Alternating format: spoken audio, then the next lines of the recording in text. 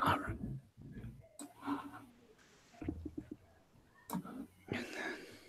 All right, we're good to go whenever. All right. And the next book is Immortal Hulk #9, written by Al Ewing, art by Joe Bennett, Martin Simmons. As we get closer to the Hulk going off to heck, HE double toothpicks, we get a new Red Hulk out of the old Absorbing Man and not much more. Still, it's a pretty good issue that puts the Hulk on the losing side of the fight and shows that his father is pulling the strings from beyond. And I know that, Brandon, you are more of a fan of this than I am, I think. Yeah. I was just trying to discuss the ending with Aaron real quick while we're waiting for you to jump back on here. And I don't know who that is, but it's got me interested still. Even though there's still a lot of things I don't know about this book.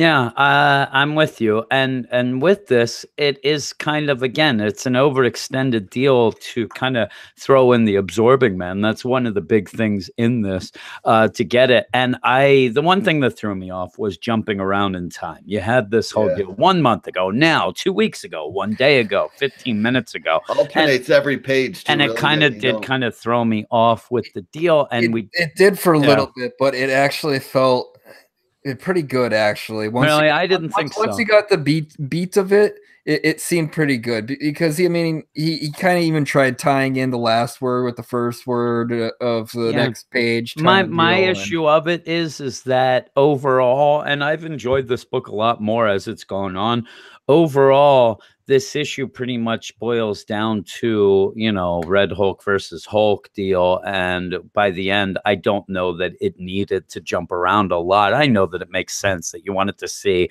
that they were doing some things with him before even the Hulk broke out, and things where he mentions that at a point. But by the end, pretty much all we needed to know was that they have this, this gamma red deal going that can absorb the Hulk's power. And then by the end, you got that. I don't know how that leads them to hell, though. It seems as if, we're starting to see what happens when you do possibly go to hell by the end. But other than that, I'm not a huge Hulk guy. So seeing another Red Hulk and all, it's not going to get me that excited. So I just want the story, and really this is an extended fight scene where you end up with Hulk kind of withering away from it. But yeah, anything else? I mean, you guys can talk more about it. I think that you guys are way more positive than me. No, I had the problems at first as well, like, with the alternating pages and how the story was going. It didn't bother me as much by the time I finished the book, though. Yeah. I had some issues, like not really issues as far as how the story's told, but just understanding really why by the end of it, Absorbing Man is dying, and why, this mysterious hell face pops up, if that's his dad or this is someone separate. And the dad stuff still throws me out of the book a little bit, because I don't totally understand. And by the end, I kind of get the idea that there is a price to pay if you get too much of this power, and that seems to be what happens with him. And then he does say, like we said, the idea that when Langowski, when he drained him, something got into him, and now that is out, because you do end with him seeing that reflection, and it's just him then. By the power of transferring going on here, that then Absorbing Man would have his dad, and now his dad's dead again. Yeah.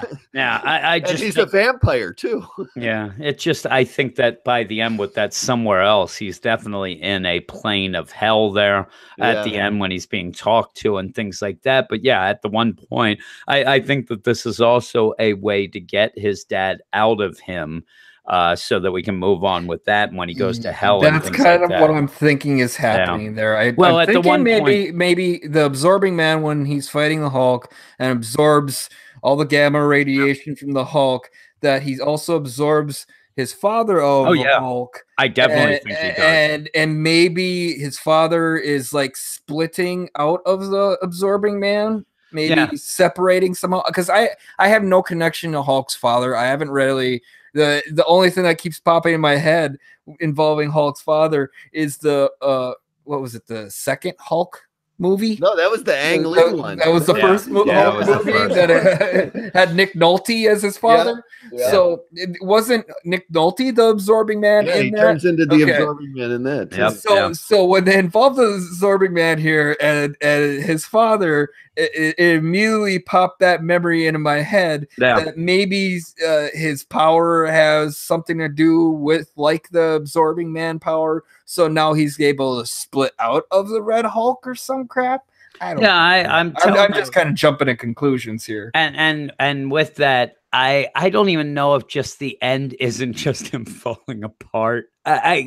Because when he goes and I think the big tell is Hulk going to still be small as well? Like, does he? I think he's going to be a little bit off because he got the powers absorbed. And just at the end, when he does say like, "Oh man, when I got Langowski, I drained him. Something got into me." Now it seems, and just the tell of him looking into that reflection of that glass, that smashed glass, and sees himself and not his father. It's definitely pushed throughout this issue where we have seen. I mean, sucked into him. and through this whole series since then, we've seen reflections. You know, he'll walk by. At the one point, it was even that subtle deal in Cap's shield that we saw. It's not subtle in this issue. It is so over the top in this issue to show you. Remember, it's his dad. His dad's in there. His dad's in there. His dad's in there. His dad's in there. That's a very good point. And then at the end, it's just like boom. He sees his reflection. Like, oh, he got him. My face.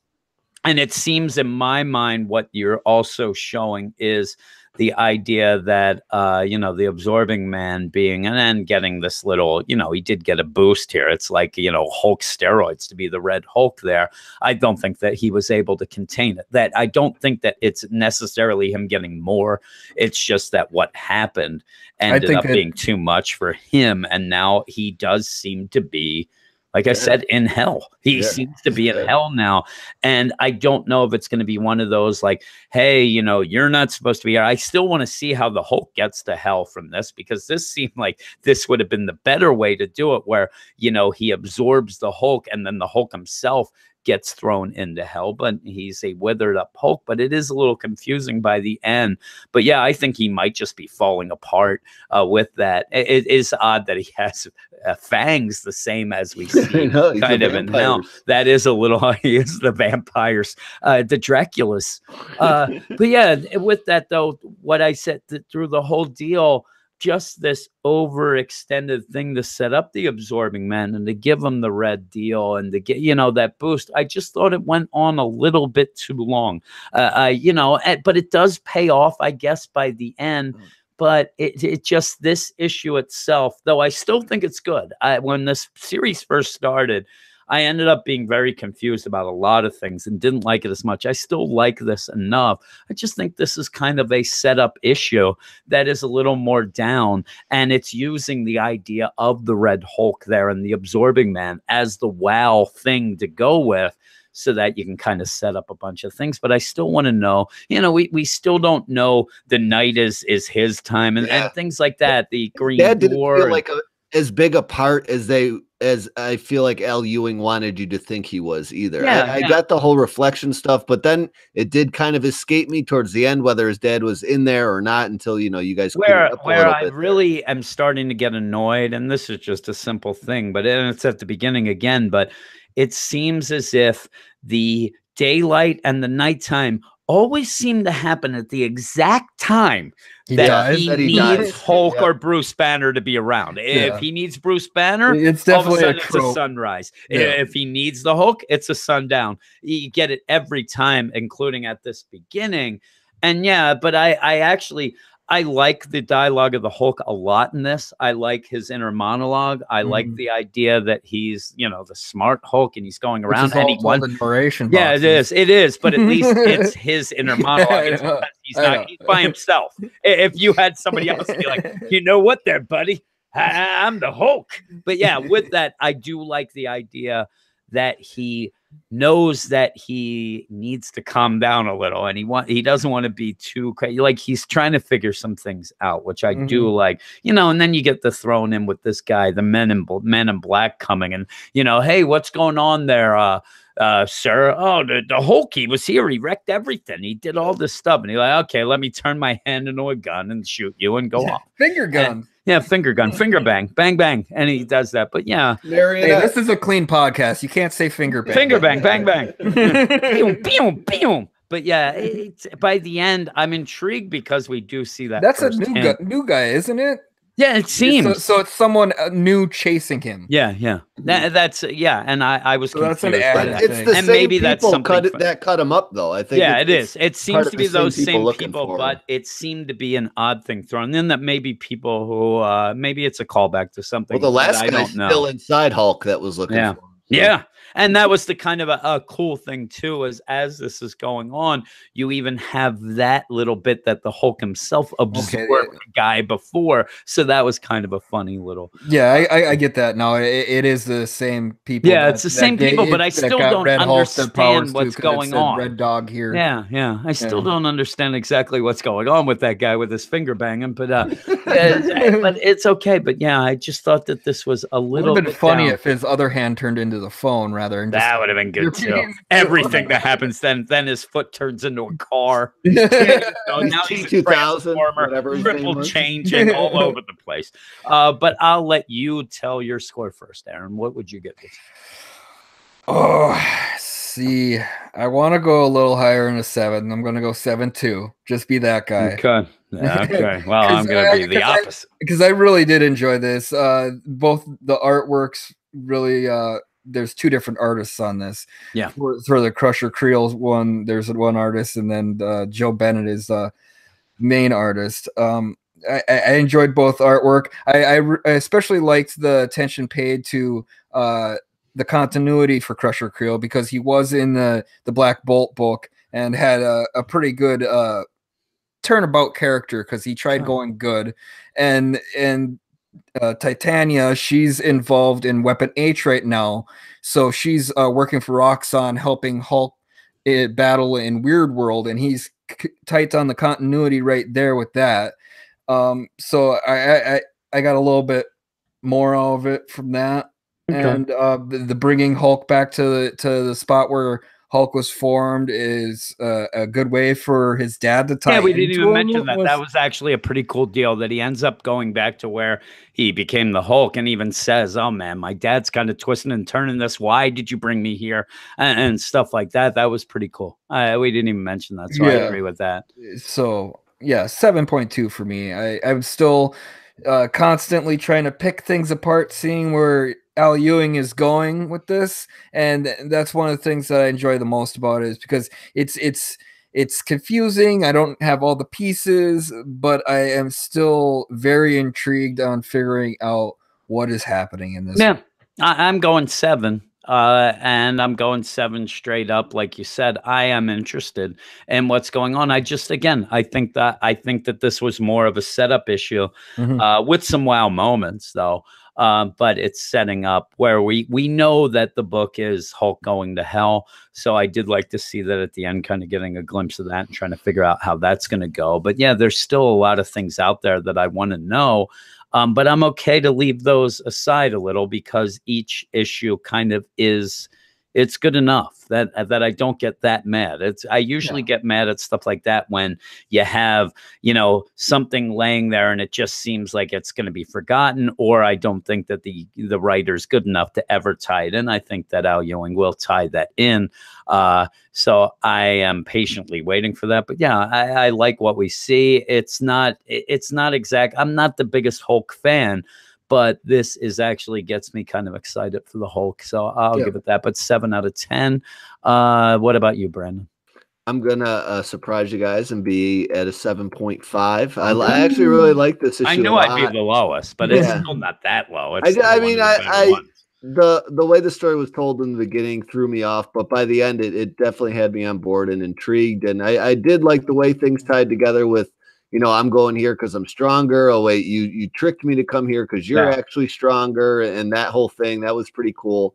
And then, just the art. I like the art this issue and how it changed back and forth with the different stories, and the gruesome ending was pretty cool. It got my attention. It was gruesome. I'll give you that. It was horrific. Other than the convenience of, whenever they do need Hulk, it's always that kind of gets on my nerves. It bugs me a little bit, but I'd like to see him just laying there for a while and sneak up on that guy when he's having a beer by a campfire or something. That'd be pretty cool too. But 7.5. I really like this book, and I hope he wraps it up well. I've read other Al Ewing stories, so he usually does. So I'm kind of resting on those past laurels a little bit. Nice. Yeah, Now, I'm generally not a fan of the flipping back and forth either. But when it was just one page, next page, one page, next Yeah, page, it just had a nice rhythm. it had a nice rhythm to it. If it's like 3 pages and then we're jumping back to that before, throws that me out. I don't really like that throws either. me off. Yeah. So I appreciate that a little bit more on this one. all right. Well, next we're going to go to Brandon's quick books. And what are those, Brandon? Yeah, well, we're going to start it off with last week's book. We didn't get to Thor #7. That's written by Jason Aaron, art by Tony Moore, John Roush, and VC's Joe Sabino. So I'm just going to do quick little blurbs, tell you guys if I recommend these or not. So we join and continue to bide time until the regular Thor title decides to resume regular storytelling activities. And in its absence, we get a nice little one-shot about Thor's past. What happens when Odinson gives in to Loki's demands and tries to pry Thor off that cursed planet of Midgard? Well, Thor falls in love, of course. This may actually be my favorite issue of the Thor series so far, story and art-wise. Oh, my. Really? It's the fresh start. I didn't read it yet. Yeah. It is really good. It's I've pretty actually good. avoided it, so Yeah, I recommend checking this one out if you need a quick one and done. Wow. I needed this so bad for this one because I have not been really enjoying it since the fresh start. Yeah, You know, I'm with you. And like the art was weird, but it was cool at the same time. Yeah. I think. Yeah, I really did enjoy the art on this too. It wanted to be like hyper detailed, but at the same time, it seemed like it could take the piss for itself too. I don't know. I liked it. Now I loaded it up to look at it. And yeah, it's got some crazy art there. Yeah, it's a cool little story. Then we're going to get into these Spider-Geddon nonsense here. The first one's not so bad. It's Spectacular Spider-Man 312 from last week. That's written by Sean Ryan, art by Juan Frigeri, Jason Keith, and VC's Travis Lanham. Sean Ryan continues to put out an enjoyable Spider-Geddon tie-in as Earth 616 Peter Parker does his best to keep Morlun busy. Miles jumps into the action for a few good scenes as the story concludes with Peter making a last-ditch effort to get Morlun out of the picture once again. If you're in on the Spider-Geddon, this is one of the 2 tie-ins you should at least follow and pay attention to. Mm-hmm. It's worth your time. It's not like, super groundbreaker or anything. No. It's mostly just a bunch of fighting that occurs, but there's some good moments, and the Peter Morlun rivalry continues here, and you're not getting any of the regular Spider-Man and Spider-Geddon. So if you're missing him, this is where you got to go for Peter Parker Prime, basically. Yeah. I'd say these are probably 2 of my, because I read these 2 back to back because I was, I jumped off the Spectacular. It's Spectacular, right? Yeah. Okay, I jumped off the bandwagon a while ago because Chip Zdarsky just wasn't really doing it for me, ironically, since everybody said, "Oh, he'd make a great Spider-Man writer." Yeah, he was it just wasn't my cup of tea. But these 2 issues are probably my favorite Spider-Man issues in months, actually. Nice. Yeah. I'm with you. I hope Sean Ryan kind of hangs around the book because I don't hate the way he wasn't this the guy that wrote those Suicide Squad issues? The ones that I liked. Yep. I was Yeah. going to say I'm a big fan of Sean Ryan because I think that he, when he starts to get involved, he really can get character work. He does a lot of stuff with characters and things like that. When he did the subtle Suicide things that are really appreciated. When he did the Suicide Squad, he ended up turning that into just a nonsense book into me caring about Boomerang and Harley because he ended up kind of giving little things with them that I really like. So actually, when you said Sean Ryan, maybe I'll pick this one up. But I might have to check that out too. They don't add much to Spider-Geddon, but it's just a fun little sidetrack thing, And then the last one, Spider-Force 2. I actually read this after Spider-Geddon 4. I had no idea it came out this week. Just wasn't trying to catch up on our main books first. I had a little time, decided to read this to try to fill in some gaps and questions I had about Spider-Geddon 4, and it doesn't help me at all. So this is Spider-Force 2, written by Christopher Priest, and there is a whole team of pencilers and inkers and colorers I'm just not going to get into. Yeah. But Chris Priest continues to take this story in a very strange direction that is entirely not needed. While the story is a tad less confusing this issue, there are a whole lot of things that sidetrack the actual story being told, including pedophilia. Hard pass. Hard pass on this one. Yeah. I'm out on Spider-Force. You can skip it. And you know, it's I feel like Spider Force 3 should have come out before Spider-Geddon 4, so the checklist isn't even really following the order correctly here. That's well, that wraps up my quick picks as we get into Spider-Geddon. Nothing like that to lead into Spider-Geddon 4. Thanks a lot. You brought me down now. But we are going to Spider-Geddon 4, which thankfully doesn't have pedophilia in it for the most part. No hints of pedophilia. No, that's always a plus in my mind. But tell us about it, Brandon. What is your blurb? This is Spider-Geddon 4, written by Christos Gage, art by Jorge Molina, Carlo Barbary, Jay Liston, Jose Marzan Jr., David Carell, and BC's Travis Lanham. This story is set in its direction, follows the other issues in being very exposition heavy.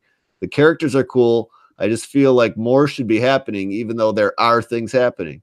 This is the penultimate issue, and other than the cliffhanger, which doesn't look good for my man BR, this issue was a bit lackluster.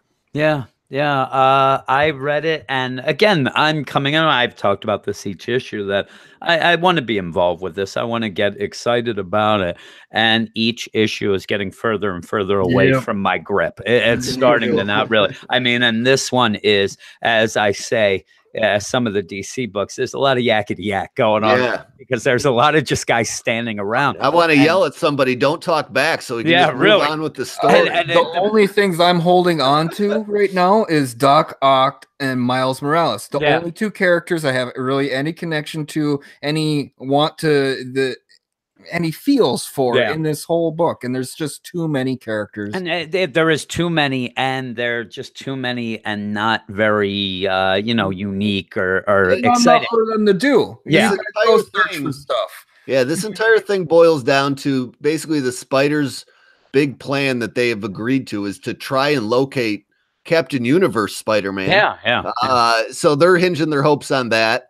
They end up booting out Spiders-Man and the Norman Osborn Spider-Man because he's not playing nice. And with that, that's where I had the biggest problem when then they're shocked later. That like, man, why'd we invite him? I'm like, it wasn't inviting him that was your problem. It was letting him go. I know. Keep him where you could see him. If you realize this all along, you don't just let him go off. Now, the other thing that I thought there are a lot of dumb decisions. The Spider-Man from the video game reminds me of, if you're a Rick and Morty fan, I swear to God, it reminded me of Doofus Rick. He is just there to be like, golly gee. And it's just like, you are so annoying. All his jokes, too, are so tied into the video game. Like, you get nothing out of this character if you have not played. And I haven't. So it just, he was annoying. And I do like the Spiders-Mans. But he's gone. And at one point, I thought he was actually going to be like, no, Norman, I'm not going with you. He's just like, he just kind of went because he went. It really was, a deal. He didn't have much of a reason to. No, he just kind of goes. Now, the big deal is obviously the inheritors bring back their dad. And, here's my... tying back to the book I just mentioned, aside from the clutch word I said at the end, this whole thing ties into those characters went off to that radiated planet the inheritors were stuck on to get this gem. That still has not happened at the end of Spider Force 2. And here Jessica Jones just shows up with this gem. Like that, so we know the end of Spider Force, who gets what and what happens without that third issue ever even releasing. And how bad me right out of this book. I've read every single issue. I've been on top of them, made sure so I can talk about it intelligently, and they throw me right out of the issue on the first page. And so that planet that's radioactive is where the inheritors just came from. That's where they got stranded at the end of Spider-Verse. Okay, so without a way to get back. But that's how they came. From that. And they ended up coming back because they linked into these droids they were sending the spiders to spy on them into Doc Ock's equipment. And radiation hurts them, so they couldn't go themselves. That's their weakness. So basically. Jessica Drew ends up doing the two worst things. She shows up with the gem that gets the father to be able to come to life again. He's the strongest, too. And then also sets up that they're like, well, we'll study her so we can get rid of this radiation nonsense. No, she ends up being the worst thing that has ever happened. I don't know why anyone likes her.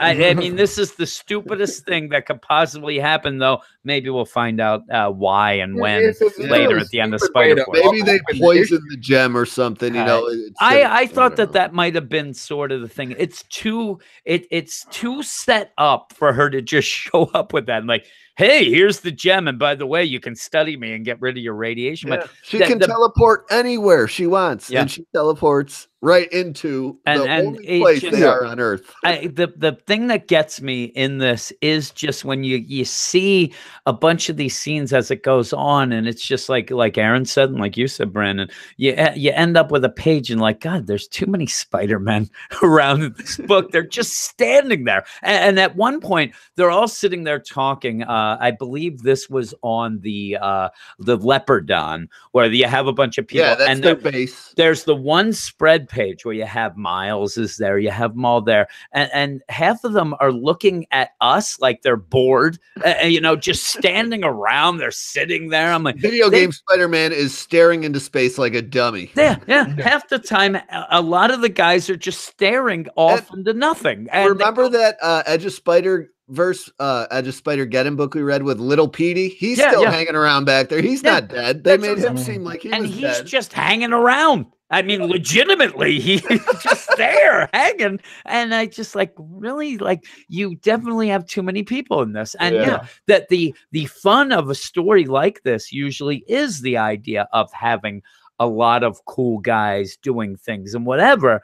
But you need to have them do something. You really do. Yeah. And usually what happens is, and they've done this in the story, is you separate them. You separate them in the teams, which they did do. But when you all come back together, you realize that there is way too many characters here. There's not enough for them to say or do.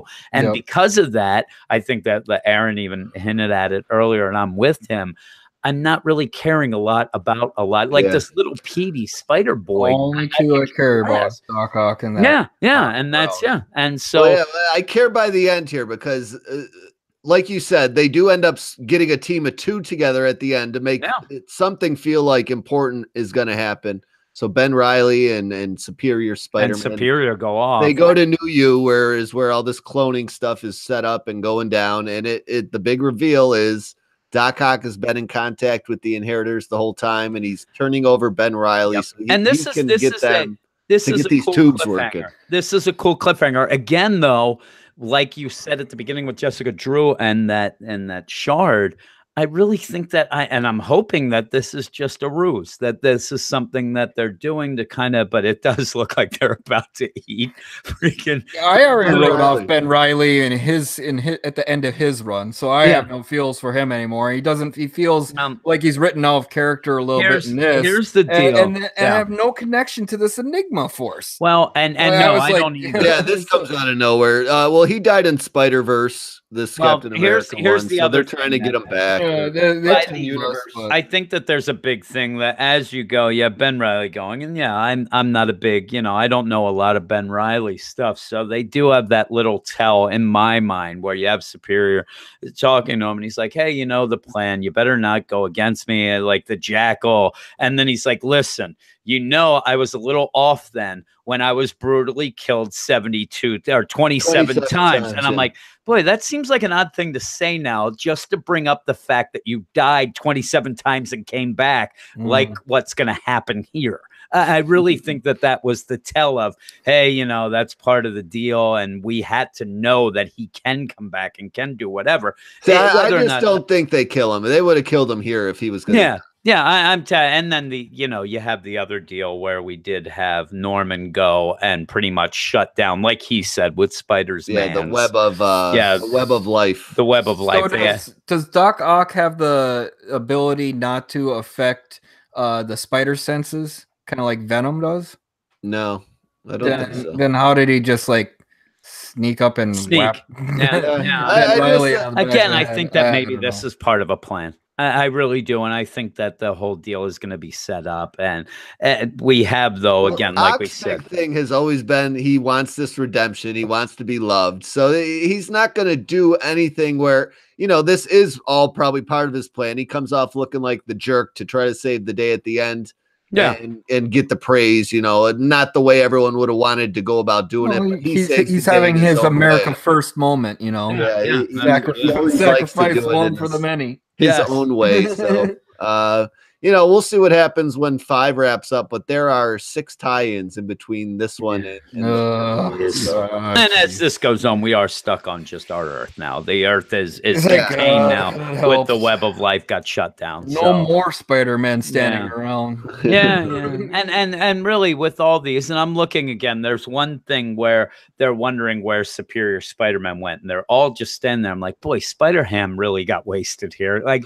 a lot of people might have been excited to see him. Whatever, he's done nothing. And there's a lot of these characters, and Spider-Punk, which we really like, Brandon. Oh, yeah, he's done nothing. He's done nothing. Nothing at all. He might have said 3 words since the Spider-Gwen series, which is fine because I think he's annoying as crap. And I liked him in the deal. I like his I liked him as a kid, but now I can't stand him. So. How dare you? But yeah, I end up not really caring too much about this, and I'm going with my standard 6 because I did like the art a lot. I thought the art was really good. It's a nice issue to look at in my mind, but yeah, there's just too much going on and not enough going on. There's too many characters, not enough story. And now that you said that there's all these tie-ins before we get the how can you throw in that many tie-ins before the finale? I'm looking at the checklist. Well, it was so weird. I feel like 1 through 4 came out so quick, and now we're gonna wait till like January for 5. Yeah, that's crazy. What am I gonna have to start reading these other books? I got no time. Got no time for that. But what would you give it, Aaron? Every issue my attention's waning. 5.8. I'm gonna go 5.8. No, what are you going, Brandon? Yeah, I'm going just like you, flat 6. I like the art. Other than the cliffhanger, I just don't really have a huge. I don't know. I don't want to say attachment because I'm attached to the characters and stuff, but I'm just not super into it anymore. Yeah, I'm with you. The next book is a big book, but I'm already starting to get less of an attachment to this. I don't know. What is it, Brandon? This is Uncanny X-Men 2, written by Ed Brisson, Matthew Rosenberg, and Kelly Thompson. Art by R.B. Silva, Adriano Di Benedetto, and Rochelle Rosenberg, with letters by VC's Joe Carmanga. Uncanny X-Men continues its weekly series, very weekly. I think the lack of Wolverine is killing my interest here. That's what feels like just another X-Men story. Yeah, Wolverine Schmolverine, as they say down at the rec center. I don't like this because it just doesn't seem. It seems like if you are really wanting, the Uncanny X-Men book, I believe you're just going to have to wait until this weekly nonsense is done. And then I believe Matthew Rosenberg is taking over the book full, and we're going to get Cyclops, all this stuff. I think that this is just going to be Cyclops and Chip Zdarsky's dropped every issue. Still though, I don't mind. I think that this is going to tread water, and it's a weird deal because you're starting up Uncanny. It's going to be something that's going to try to get a lot of people on, but it seems like there's some stumbling blocks of trying to get involved with this. One being, if you don't know who Jamie Madrox is, you're really screwed right off the bat. And what we thought of last week, I think, continues here, where we're not getting enough of a focus on the individual members of the Uncanny X-Men team. You're really just throwing out there. This is an issue that essentially recaps all of what happened last issue, just in now different and locations. Then throws, Montana T-Rex and, all this stuff going on. And I had a major issue in this for the fact that when Jean Grey splits the 2 teams up, and this team goes and gets Jamie Madrox, and this team goes and fights the dinosaurs. Why did the stronger team go and fight the dinosaurs? No, they're dinosaurs. She got. Why are the dinosaurs full grown and not babies? I think that's tying into that Apocalypse backup story. That there's another thing. It's another thing that they're really relying on the fact that X-Men fans are reading all the X-Men books. Yeah, and that's they cut off Blue and Red. And this is also, I did mention this to Brandon, I think that one of the things that really throws off my idea of the excitement of this, because this should be huge. It's Uncanny X-Men, and it doesn't seem like a lot of people care as much, and it may just be because it's just the next in line of the X-Men books. We've already had Blue and Gold and Red, and this doesn't seem like how Fantastic Four came back after all that time and things like that. So when it came back, I don't really care about the story. I really don't care about a lot of the characters, and a lot of it seems to be tying up things and grabbing things from these other series. Like you said, Aaron, it seems like they're like, hey, if you're an X-Men fan, you've definitely been reading all these books. Well, there's Brandon, who is a Wolverine X-Men fan. and really, I know he loved X-Men Red, but besides that book, he didn't like a lot of the others, but he hated that. But still, I think that this relies, for coming back with Uncanny X-Men, this relies on so many things to get involved with. And it doesn't. And again, I know that the whole fresh start is not really fully a push thing anymore. And that's like a thing. But this is not, to me, new user friendly. It's not setting up anything that I can see that's going to get me excited about. Like, I'm telling you, even like, say all of a sudden out of nowhere, I wanted to become the biggest Jubilee fan, or I wanted to really like Polaris. Well, actually, Kitty Pryde fans were probably going to be a little upset because they were really happy that Kitty Pryde was taking over the X-Men. She's leading the team, and now she's completely gone. Yeah. Jean Grey's leading the team. She's taking over, and she's doing kind of a crappy job. Yeah, she is. She got in touch with Madrox, found out he was in Kansas. Like, oh, bad. This is bad. This is really bad. I need to stop them from going into dinosaurs or something like that. And then she just goes to the dinosaurs, and then they get the Madrox when she has the power to be able to read minds. She's stronger than Psylocke as a psychic. Bishop, he's the time travel dude that just dealt with Jamie Madrox in his 6-issue mini or 5-issue mini or whatever. It just doesn't really make much sense. I mean, I just, to me, like, my whole thing is going into this, I want to learn about some of these characters. I want to have some, and maybe it's that you're starting off with a big, even in this, you have the two teams separate.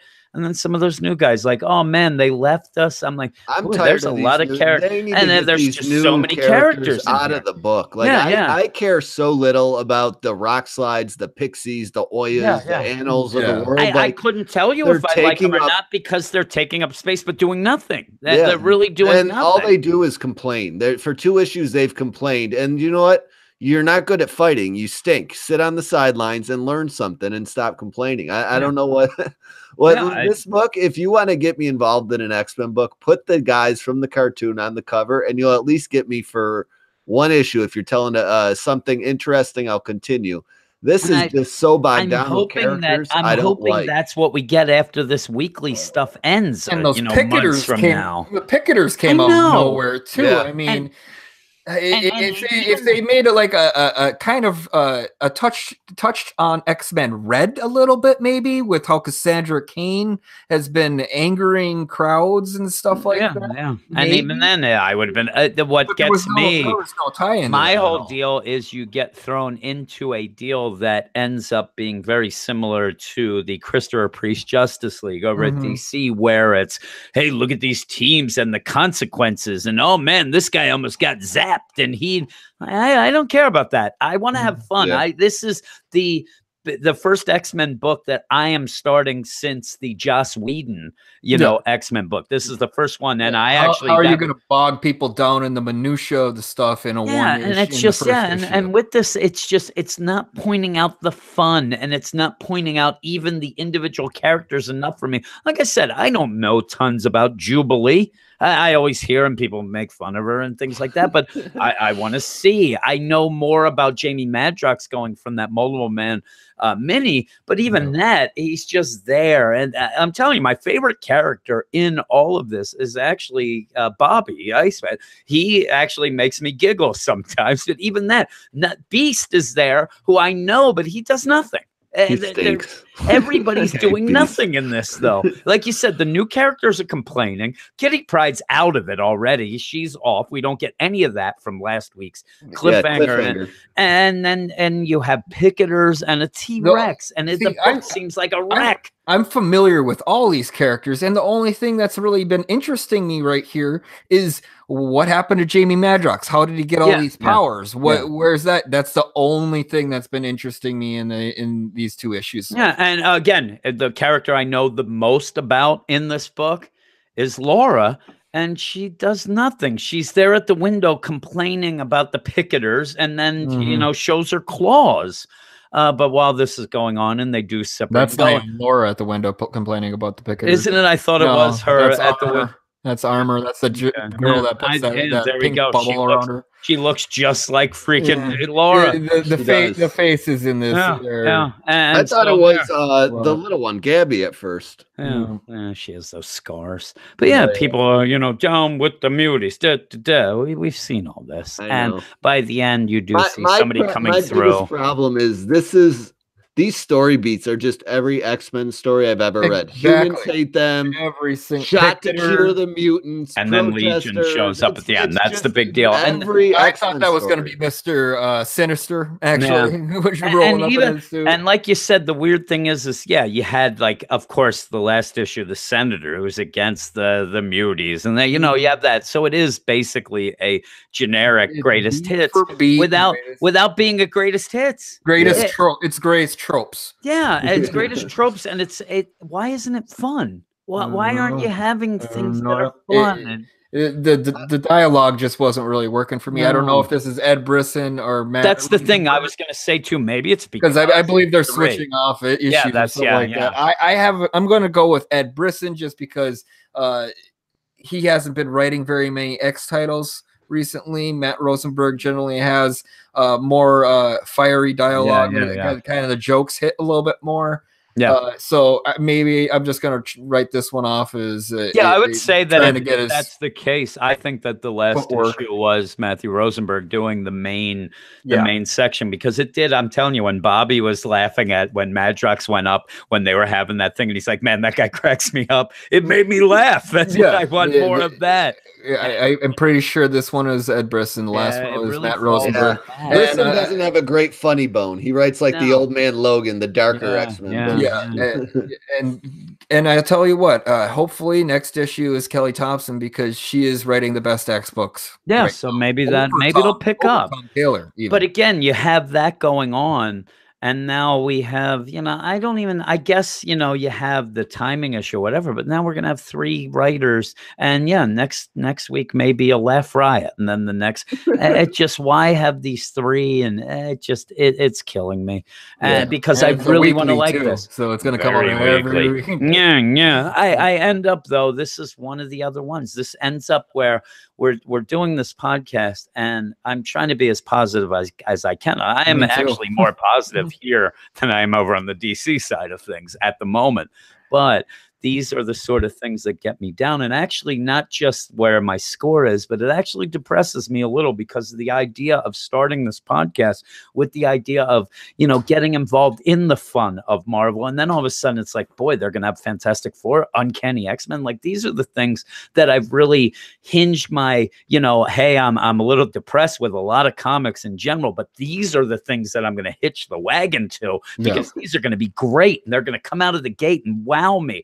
And make me wonder why I haven't been a Marvel fan all my life.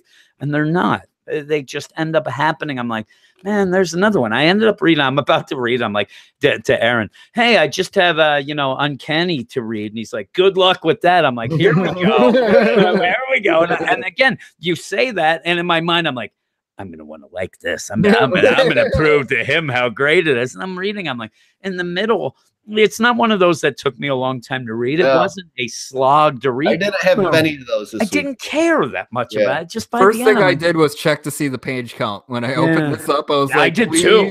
Don't no. I actually, because I had one left, I'm like, I only have this left, and we have like 20 minutes left. Please don't be 64. I think my X-Men Uncanny #1 is still downloading from last week. Yeah, really. Yeah, that was tough. I'm telling you, when I saw that. It's 260 pages. I almost had a heart attack. Oh my God. That's why I got the flu shot, just for that.